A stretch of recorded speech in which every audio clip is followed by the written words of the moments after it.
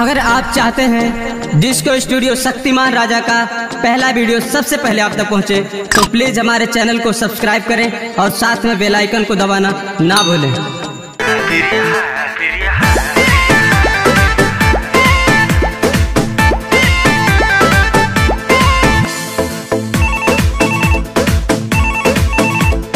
Hello hello hello hello, तुम कौन बोल रहा है? हेलो प्रिया है। अरे तू पागल है क्या? तू कहाँ फोन किया है? अरे मैं प्रिया को लगाया हूँ, यही नंबर पर साल भर बतियाया हूँ। अच्छा, कहाँ से बोल रहे हो? अरे मुंह से बोल रहे हो, और कहाँ से? मुँह में तुम्हारा तुड़वा दूंगी, हाथ गोड़ पूरा तुड़वा दूंगी, खोपड़ी हमारा तू गरम कर दिया है। हेलो, सही बोलो ना, प्रिया है।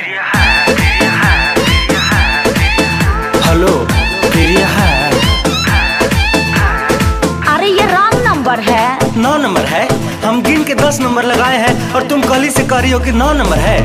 तू आदमी है कि बंदर है? लगता है मुझे तूने दारू पिया है। का है? प्रिया है। अरे बात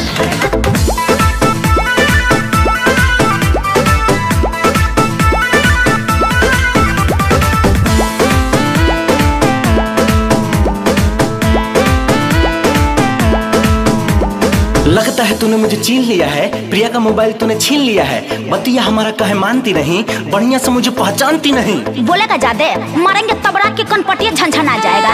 थाना में रिपोर्ट करा दूंगी रे लफंगा, खेबे 4 डंडा तो हो जाबे ठंडा।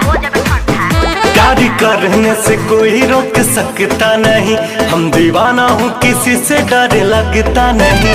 तेरा प्यार वाला भूतवा उतार दूंगी मैं, मिल जाएगा तो तेरे को सुधार दूंगी मैं। फौसरी लगा के भले मैं तो झूल जाऊंगा, प्रिया को बाकी मैं कभी ना भूल पाऊंगा। तबला रे तेरे समझाऊं कैसे, तुमको भरा में है बताऊं कैसे, मैंने तेरे प्रिया का ठिकाना नहीं लिया है।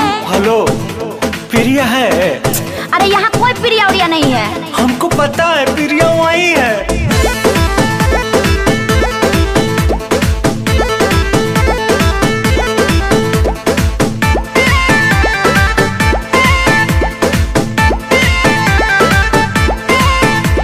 रात भर हम नहीं सोया हूँ, प्रिया के लिए बड़ी रोया हूँ। उसको जो कोई तकलीफ होगा जान लो कि तनिको ना ठीक होगा।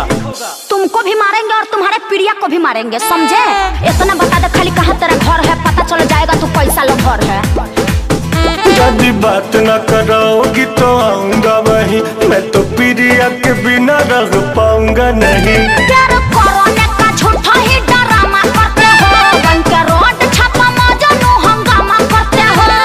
बड़ी पछताओगी जो कुछ कर जाऊंगा, माहुर खा के तो हरी दुआरी मर जाऊंगा।